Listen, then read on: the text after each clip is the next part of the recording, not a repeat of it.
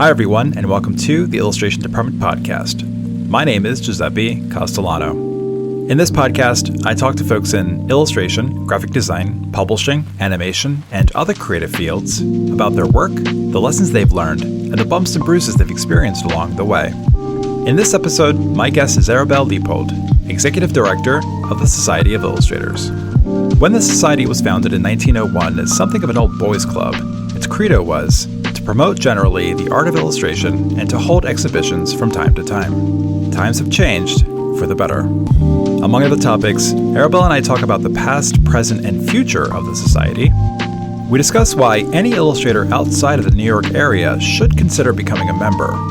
And Arabelle points out what the Society can be for, well, society, and for you. I hope you enjoy our conversation.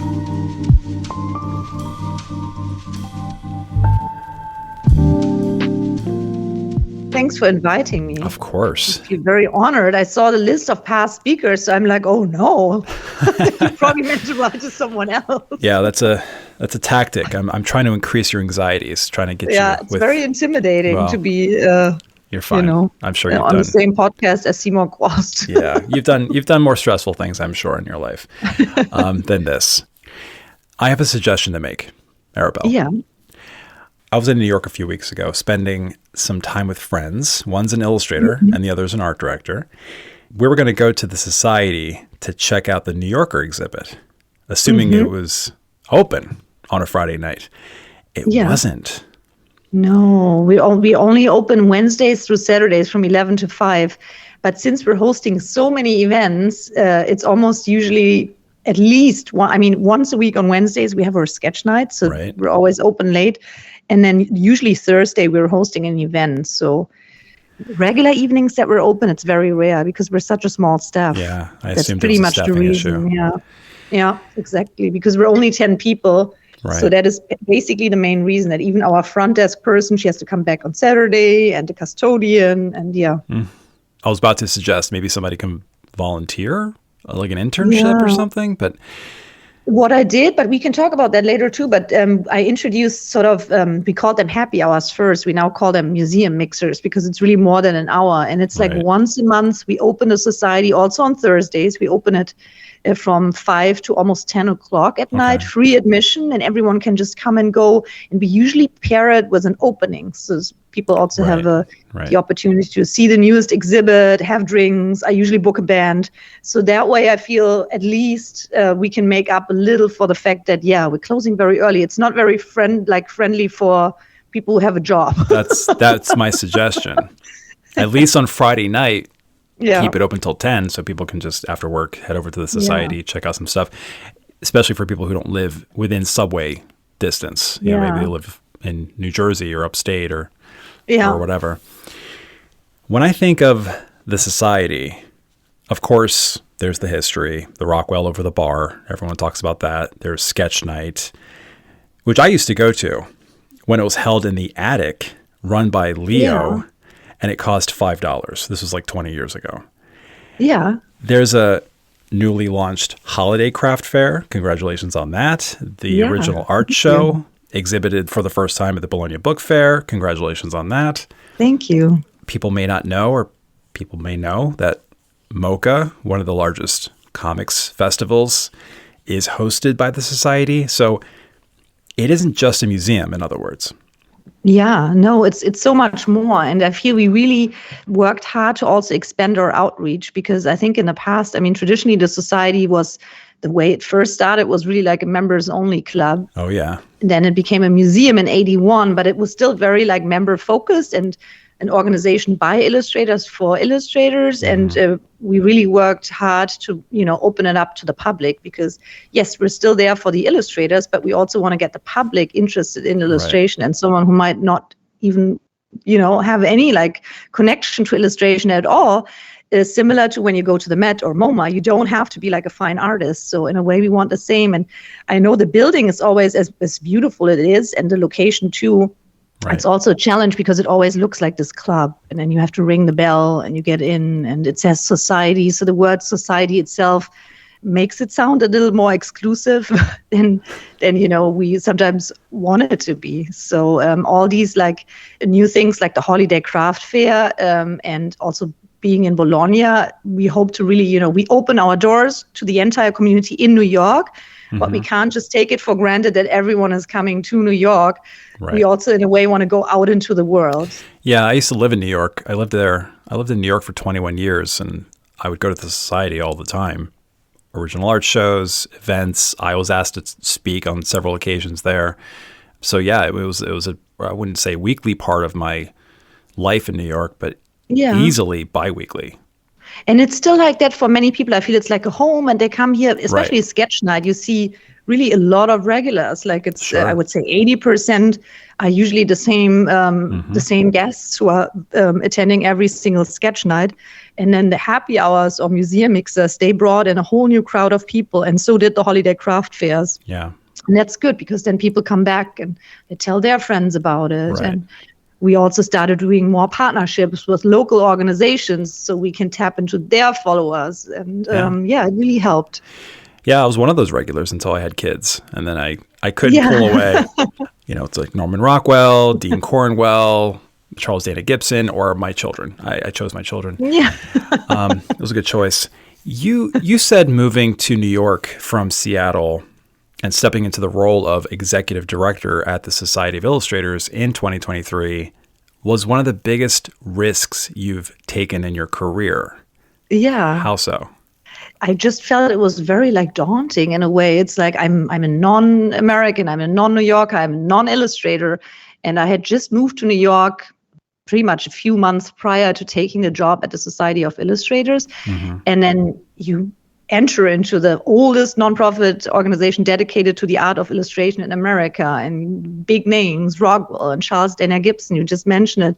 In a way, it felt like a huge pressure. I'm like, okay, this better works because, the organization has been around for almost 125 years. Right. My predecessor, Nell Miller, has been the executive director for almost 17 years. Her predecessor, Terry Brown, was there for, I believe, 25 years. So I had big shoes to fill. So in a way, I felt that is a big challenge. And I felt very honored that the board and the staff trusted me with this responsibility. And I think so far I haven't let them down, but it just felt to me personally, I had some nightmares about it. I'm like, I don't want to be the person who, who brings the society to an end after 125 years. It needs to keep on going. It's such such an institution in the illustration world and in New York. So, and I still feel, that pressure, not from the outside. It's really myself putting that pressure on me, that I always feel like this has to be a success. This is such an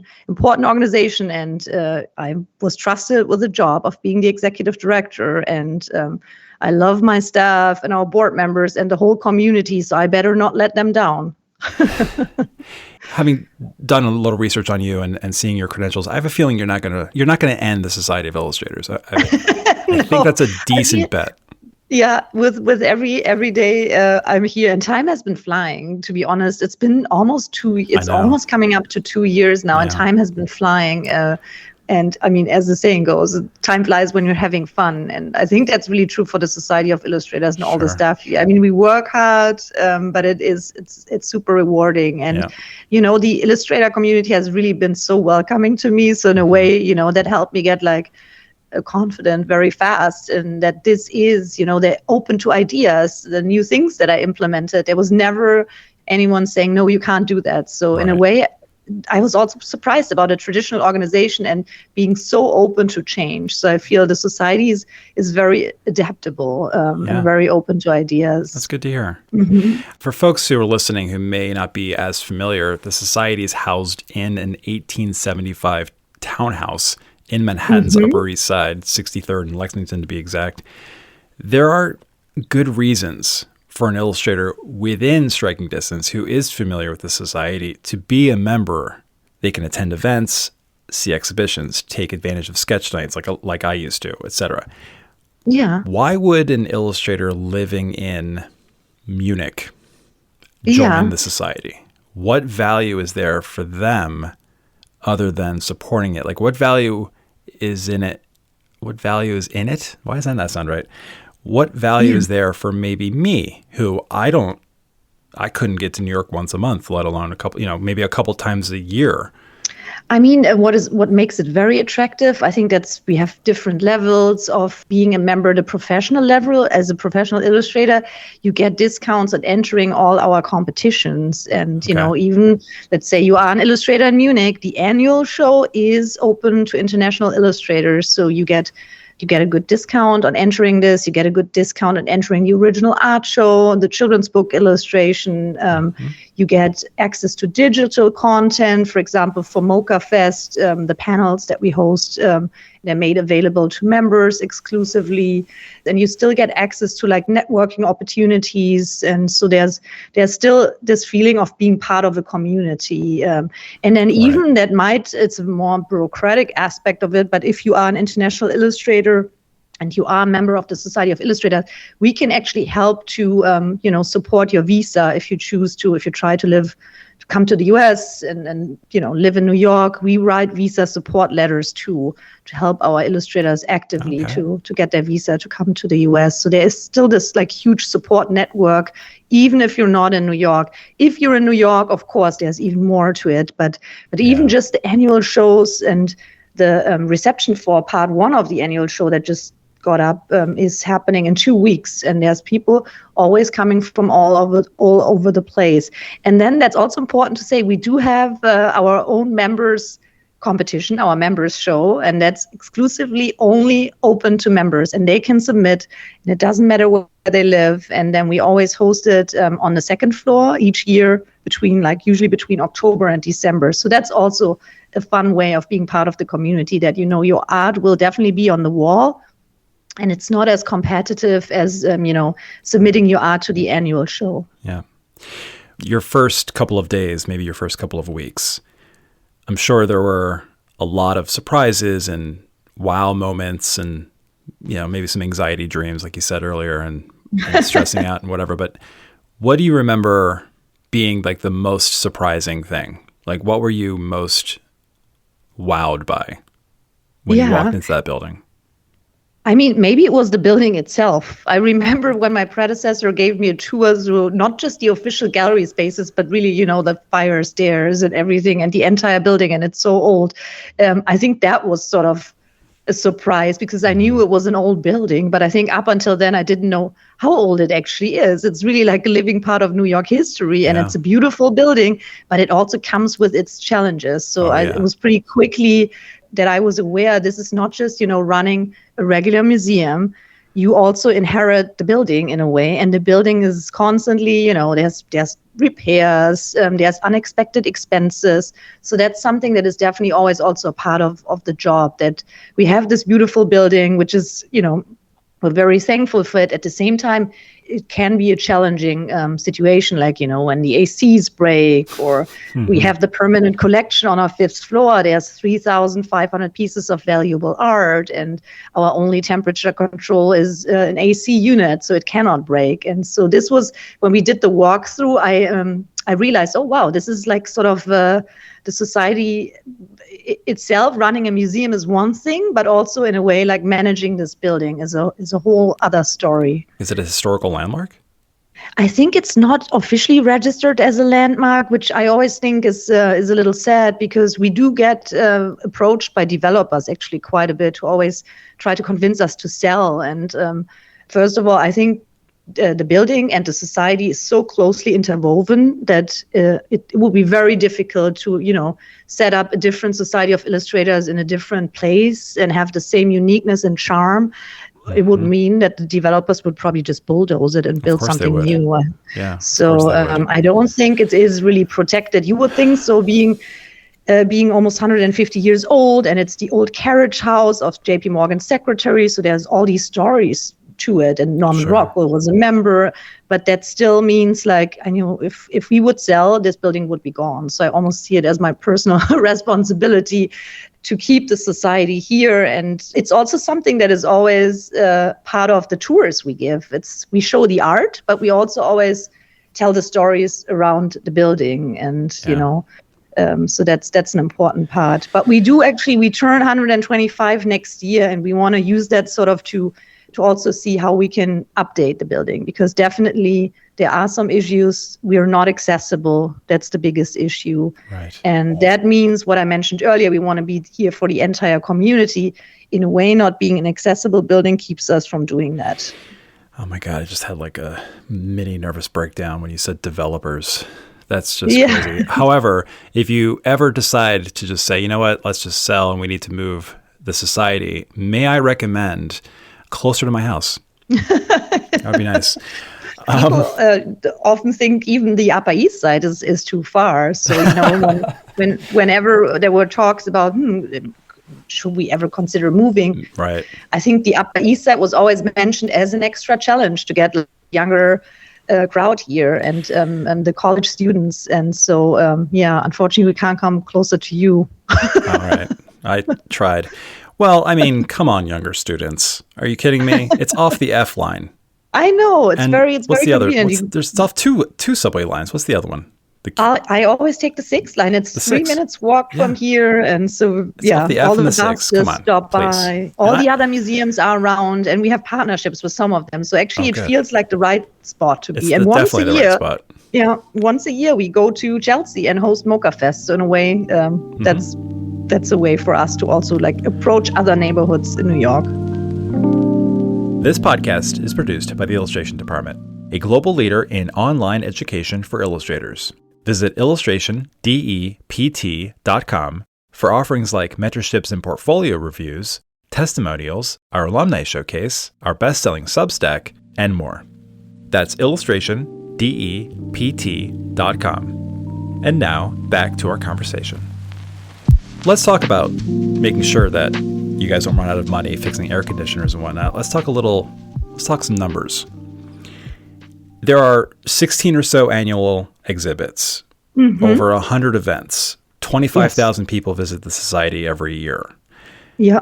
Are those numbers where you want them to be? Or maybe the better question is, are they where you need them to be? Yeah.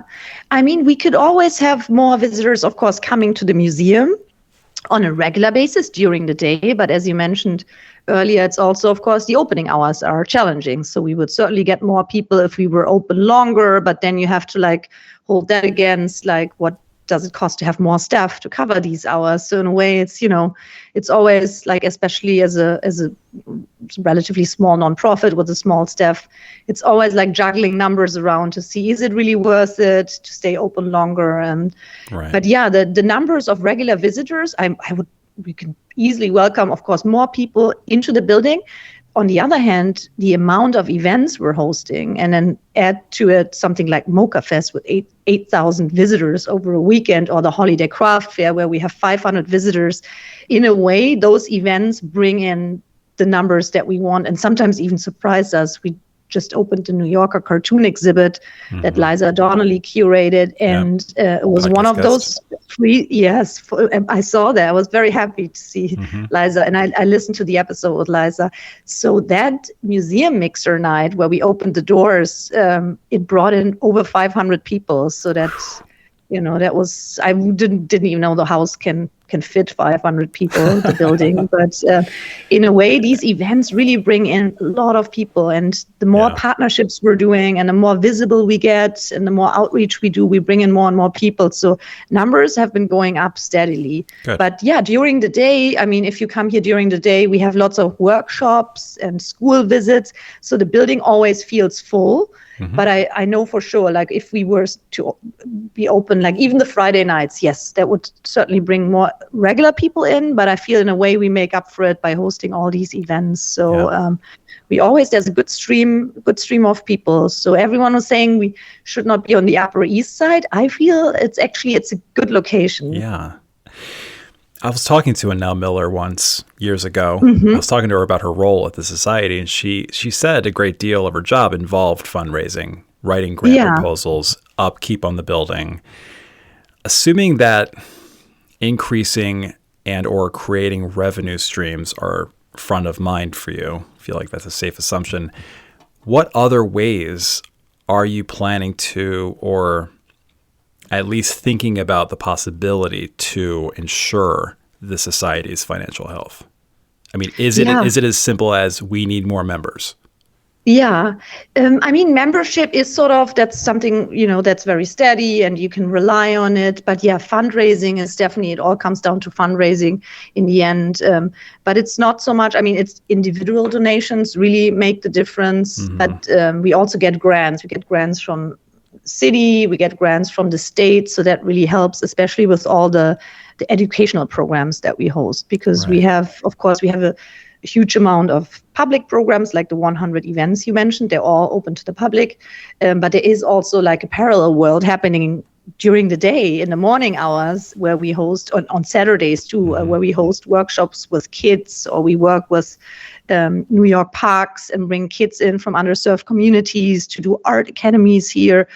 So we really heavily rely on grants for this. And we always have to find new creative ways of creating revenue. But the events we're hosting, of course, too, we sell tickets for the events. So that brings in funds. The entry fees for all the competitions bring in funds, hanging fees, MOCA. So there are different revenue streams, but fundraising is very essential. And yet it's the one part you have to find time for, and you have to technically have a dedicated staff member doing this, which we don't have. So in a way, it's me and our director of programs and partnerships, Lindsay Compton. We're doing this together, the fundraising part, and we have a consultant helping us to write grants. But it's a major amount of work, and it needs to be done. Yeah. Do you know off the top of your head how many members are there? So we have around, at the professional level, we have around 1,300, and that includes basically it includes the two main levels. The Illustrator S is the young illustrators, and the Illustrator regular is everyone older than 36. There's also levels like a associate for art directors. So those are around 1,500. And then in addition, we have digital members, friends of the museum. So we might have 1,000 more of just like, general members. But yeah, professional members, we do have 1,300. All right. So round this all up to, let's say, a little under 3,000. Yes. Yeah. Okay. So this is an announcement to the listener. If, I'm not going to divulge my podcast numbers, but let's just say if less than 10% of you became members, it would double your membership. Yeah. That's a kind of easy thing to do and sounds like something that's worth doing, in my humble opinion. One other benefit I noticed was that you get a discount to the store. Exactly. Yeah. You get a 10% discount on all the items in the museum shop. And we do have an online shop too. So yes, I noticed that too. There is a lot more to it than the physical shop, which seems, when you enter the museum, it seems comparatively small. Oh my God, it's like a closet. I mean, it's literally a coat closet, essentially. Yeah. But it's still there. And one of the things that I noticed that was different, I don't know when you, the group, the team, the society, did this, because it wasn't always the case. But the catalog for the original art show is now for sale. I can buy it, and it can be shipped to me. Before, I don't think that was an option. Yeah. Am I wrong? When I started, it was already there that way, that you can buy it and you can get it shipped.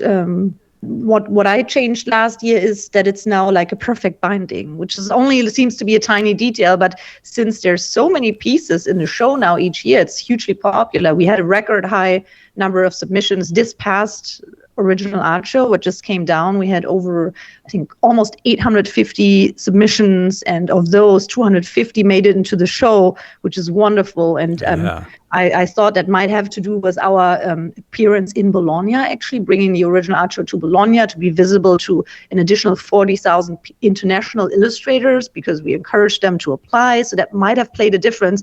But it all comes down in the end, it all needs to fit in the catalog. So before we had the perfect binding, I feel the catalog became bigger and bigger so that you couldn't properly close it anymore. So now I think now it looks like a little... If anything, I mean, look, I talk to illustrators all day long. I mentor illustrators every single day, 5 days a week, easily 6 or 7 illustrators a day. And one of the main topics of conversation is, who are the art directors that I should be sending my work to? Yeah. And so we talk about resources. There's certain resources online. You can find these art directors, etc.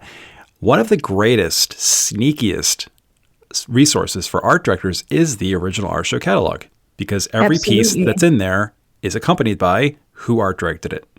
It's technically a directory of the art directors. Of the publishing industry. So yes. That's what we always tell, young and upcoming illustrators too. If you get the catalog, you basically get a directory of contacts. Exactly. So just, hi, listener, go get it. There's still some catalogs available. The show unfortunately came down. It's always hard to see it go. I love the original art show, but we'll see it again in less than 2 months in Bologna. Not the entire show, that would be too much, but we'll have around 50 pieces or so on display. I got to make my way to Bologna. Every single year I say the same thing. This is the year. I'm going to Bologna. We're going to have an illustration department booth. And then every year I just kind of chicken out. I think I need to pull the trigger next year.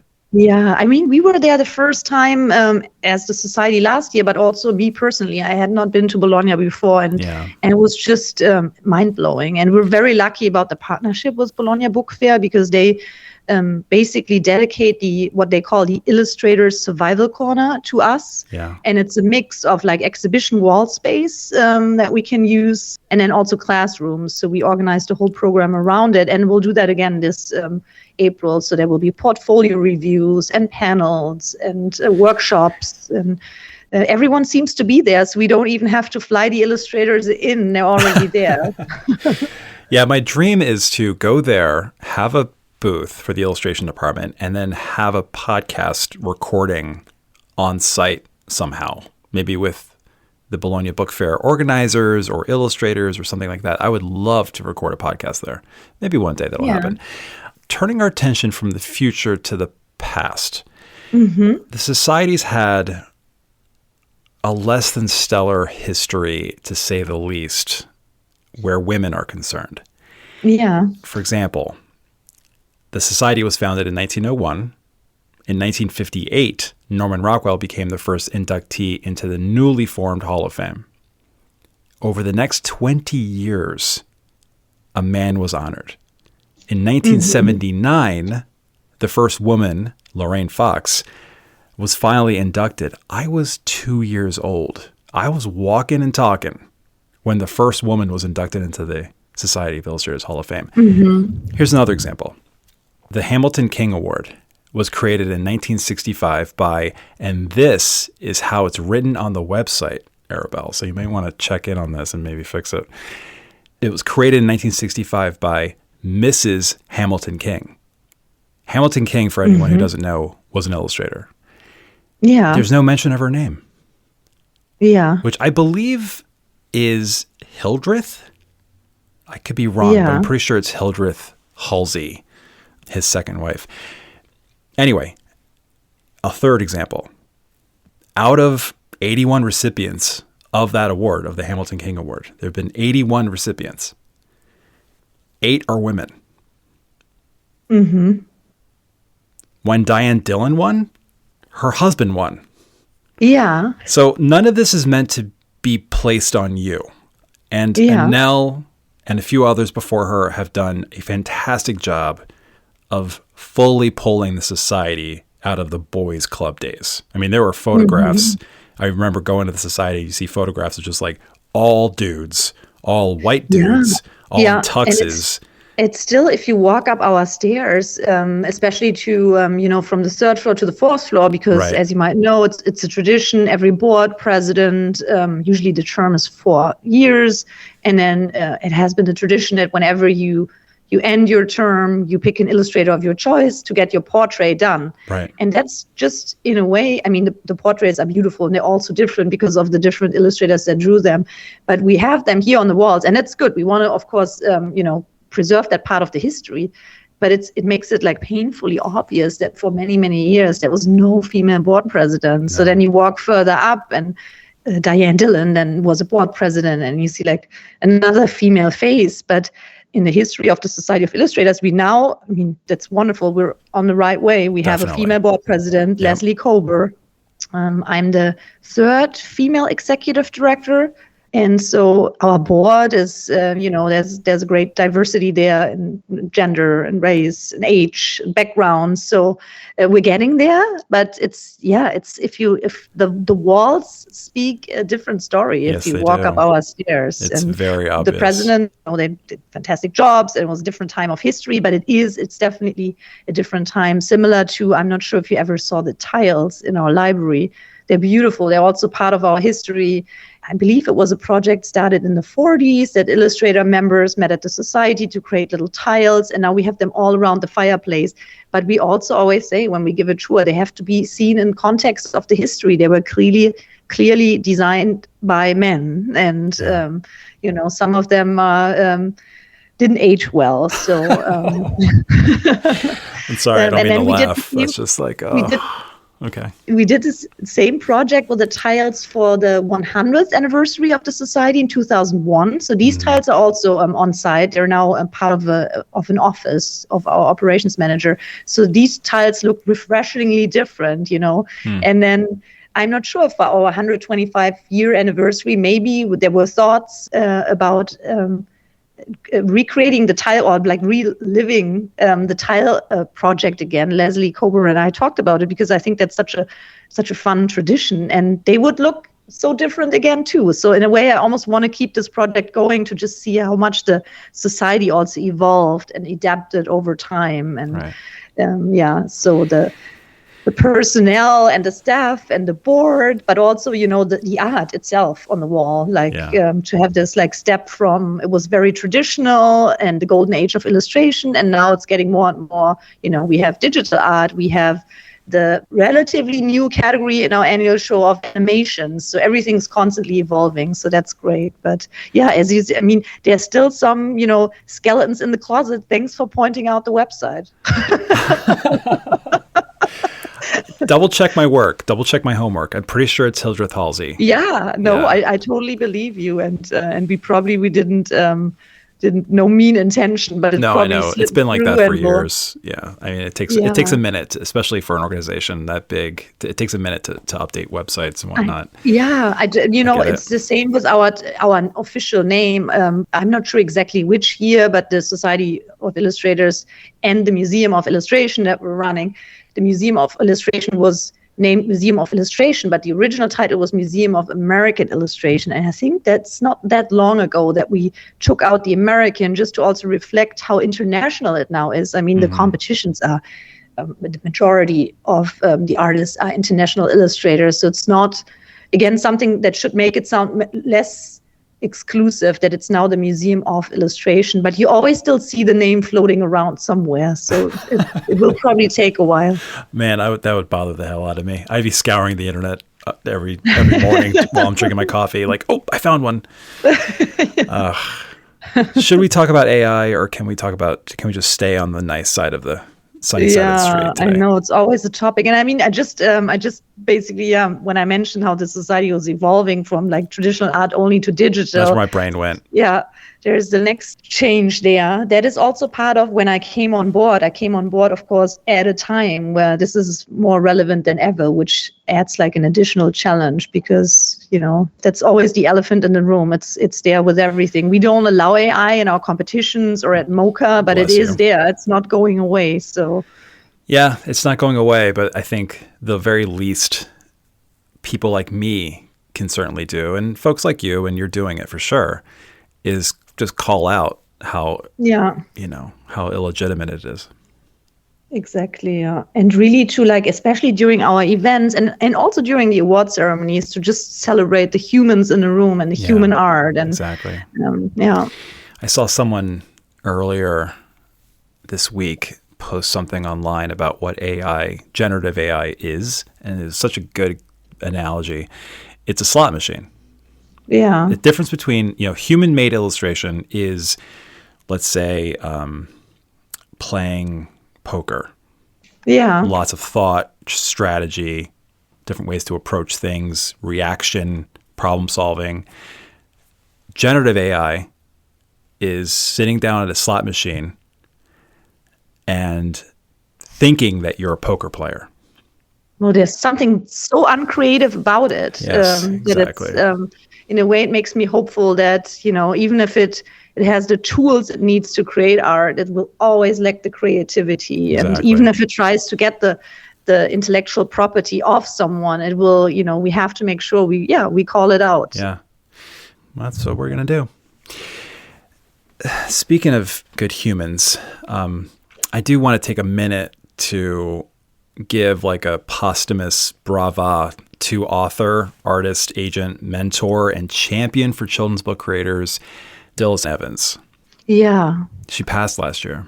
Exactly. Yeah. She passed last year in summer, and she is the mastermind behind the original art show. Yeah. So it wouldn't have been around without her. And I never, unfortunately, had a chance to meet her. I was just going to ask you. Yeah. Yeah. Her health was declining over the past few years. So when I came on board at the society, Dilys was already, she was always with us in spirit in a way, but she couldn't make it anymore to the events. I never had the pleasure to meet her, but the legacy could be felt with every show, and especially with the last one, which was the 44th original art show, because we, of course, paid a special tribute to her. Yeah. And when we went to Bologna Book Fair the last April, of course, we didn't know yet that Dilys would be passing away a few months later. But in a way, it made it extra special that I feel she deserved this extra, hooray. Yep. That the original art was seen around the world. And then the show that came up this October, the 44th one, was bigger than ever. So I feel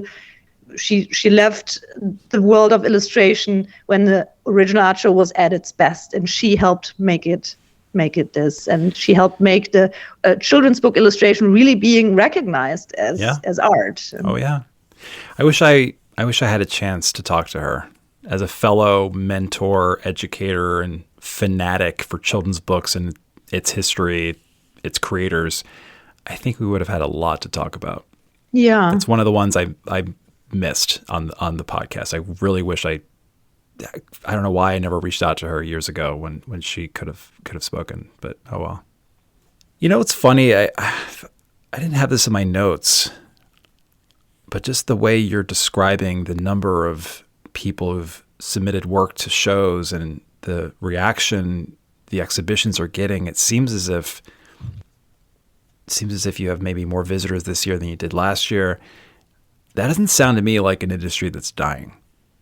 No, I feel, and I'm always staying optimistic. I feel, especially because we're, of course, lucky to have a physical space and to be a museum. So that makes it probably easier as an organization to really bring people in and get them excited to see the art on the walls. But I feel, we get more visitors than ever. And MoCA too. Sometimes people are debating, is comic dying or graphic novel, or is it coming back? But I have to say, MoCA is constantly on the rise. More and more people are coming. And we now have MoCA in March. It used to be April, so March made it a little trickier, we thought, timing-wise, but it didn't really take a toll on visitors. So we still have a steady, 8,000 visitors each year, and it draws in the young crowd, and those are all the future illustrators. So in a way, it makes me very positive, and I don't feel it's dying at all. Me neither. I mean, I've had this conversation with people for 30 years. It seems like almost close to 30 years.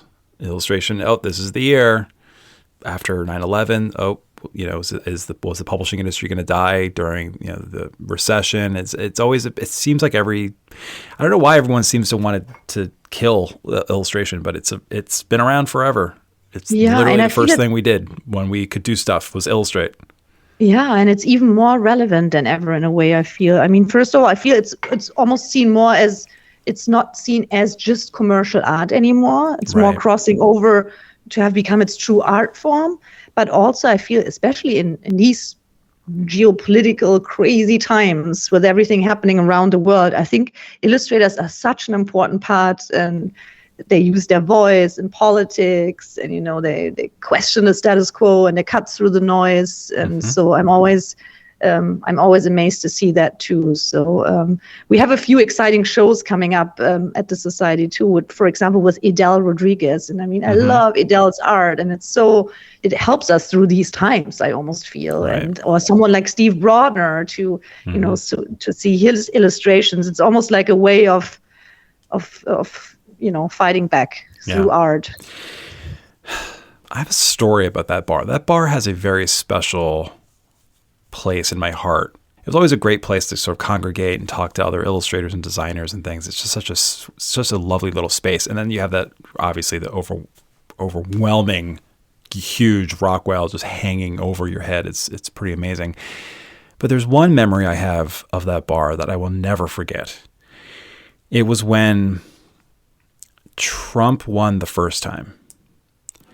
We all obviously expected him to lose, and he didn't.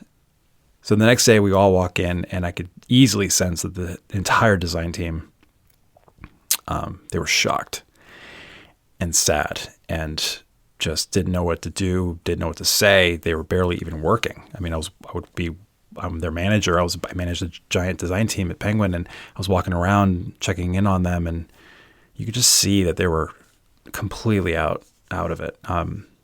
So, a couple hours go by, nothing's really routing for approvals, nothing's really getting done. And so I walk into my boss's office, the publisher, and I said, look, I'm telling the design, I'm not asking you, I'm telling you, the designers are going home. They're not doing any work today. It's not happening. They need to go home. Mm-hmm. And he was like, yeah, I understand. That's fine, to his credit.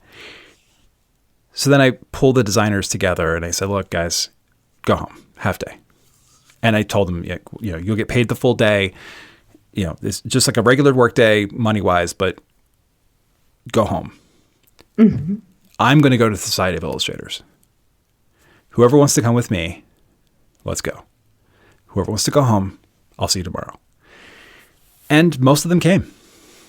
So we all went to the Society. This was noon, 1, and we went right up to that bar, Arabelle. We had a couple drinks. We all had hamburgers. I paid for the whole thing, or rather, Penguin paid for the whole thing.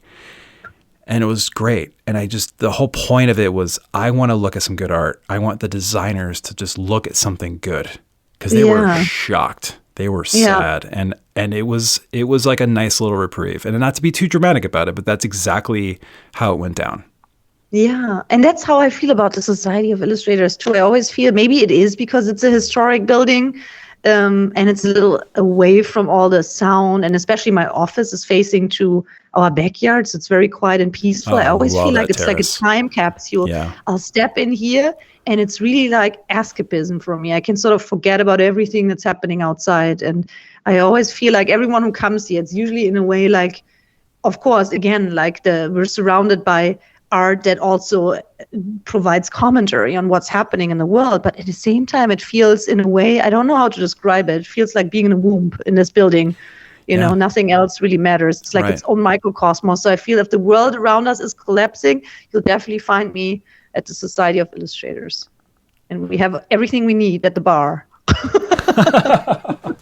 We still have the kitchen, because we used to be a restaurant and we're not anymore, but we have a fully functioning kitchen. But yeah, it's sort of its own world. It's such a nice form of escapism. I love it. Yeah. Well, I have to be very honest with you, Arabelle. I was a tiny bit worried. We've never spoken together. I don't know a ton about you. And I was just a little worried that you were going to say stuff like, I'm going to change everything. We're going to do all sorts of interesting things. We're going to embrace AI. And I just thought you were going to talk to me about like the possibilities of moving the building. Why not? I was a little worried about that. But I'm not anymore. Thank God. Yeah. What would you say to folks listening who may want to, maybe widen their view of what illustration can be for us, for society, or what it could be for them, and what the Society of Illustrators could be? I mean, I feel the Society of Illustrators can be for illustrators. It's like a community, it's a family, and they come here and they still find what we were originally meant to be, like networking opportunities, and get together and find a way to show their art, because we always open to exhibits, solo exhibits, and then for the broader community to really appreciate the art of illustration. So that hasn't changed. Our mission statement remains true, that we promote the art of illustration, past, present, and future.